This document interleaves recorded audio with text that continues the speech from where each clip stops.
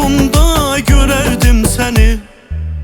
Darxanda gecələr baxardım telefonda sənə. Sən ki getdin ürəyim düşündür əllərdən ələ.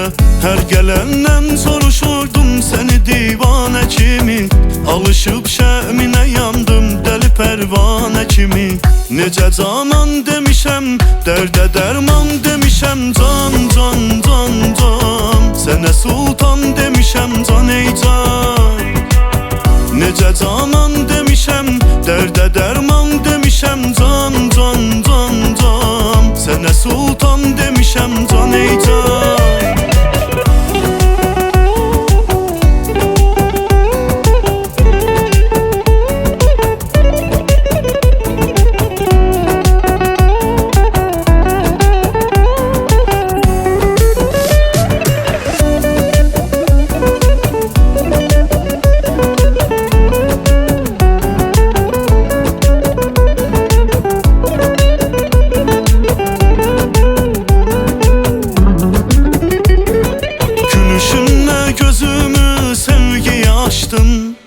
Sən mənə gəl gəl dedin, mən sənə qaçdım.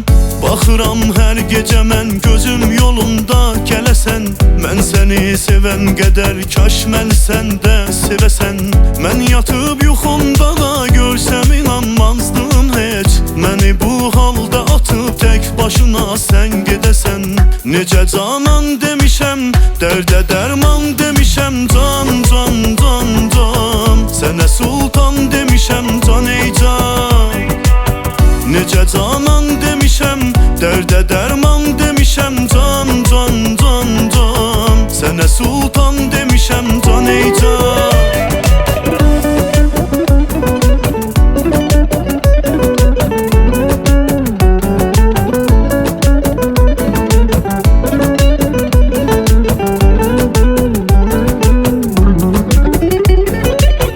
Necə canan demişəm, dərdə dərman demişəm. Can, can, can, can, sənə sultan demişəm. Can ey can.